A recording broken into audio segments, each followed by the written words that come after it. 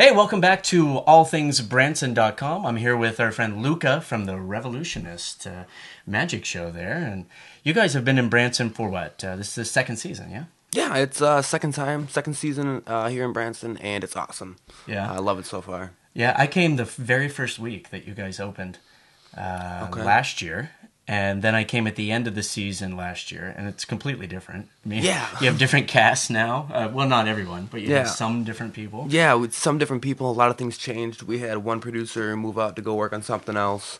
Another guy took over as producer, and Reza. Yeah, Reza took over to be producer, and he let me do what I've been doing my entire life instead of trying to conform me into an actual weird ghoul type thing. Yeah. I don't know how to put it. Right. Well, I know exactly what you're talking about, because the very first time I came to see it, I thought this is kind of different for Branson. Yeah. Very, very different. Very gothic, I guess. I guess. I hate using that term, but the look of it, I loved it. I thought it was really cool, but I thought I don't know about this working in Branson. I remember you were doing the clocks. You were doing a lot of manipulation. Yeah. So do you do like mostly close-up, sleight of hand? You didn't do a lot of big illusions, do you? No, and I still don't. Oh, see, that's good. I don't either. It's not my style.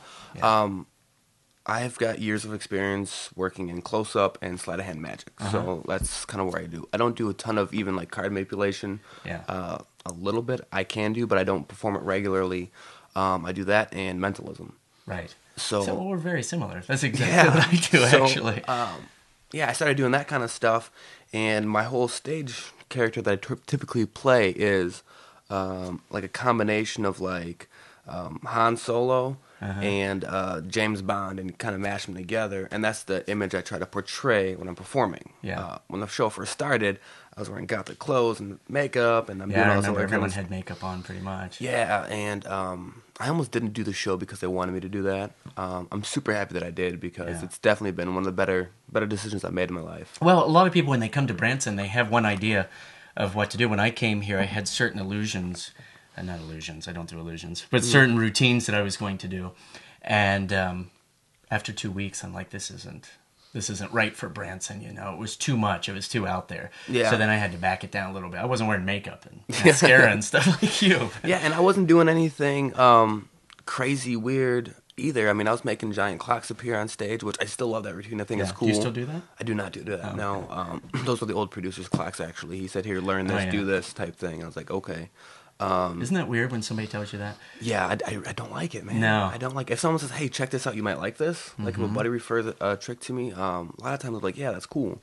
But it's not like, learn this, do this. Yeah. I have to make it like my own thing. Like if I buy a routine, what I do is I usually don't even look at the DVD and stuff. Like I'll look at the method, you know what I'm talking about, and then figure out how to make it work for me. And then maybe a month or a year later, I'll watch the DVD and see how they were doing it. But I hate that.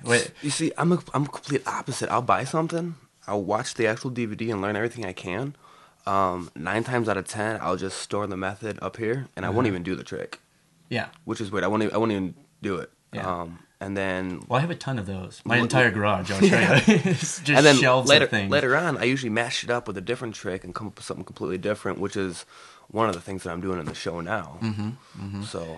and that's kind of cool, because I change my routines every year. I mean, I have to, because we get a lot of repeat people. But the core of it stays very similar. Like I do a lot of the same type of thing, but just change the presentation. So if you make whatever appear in a different type of fruit or something, people think it's a whole different trick. You know what I mean? It's weird how that works, but yeah. Yeah.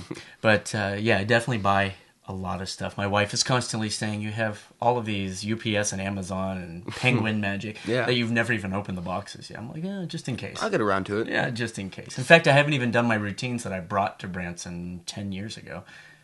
That entire case is set aside because I found that it wasn't going to work. But you have, there are 5 people in the show? Five people. There's me. There's Reza, Jackson Rain, Mike Bliss.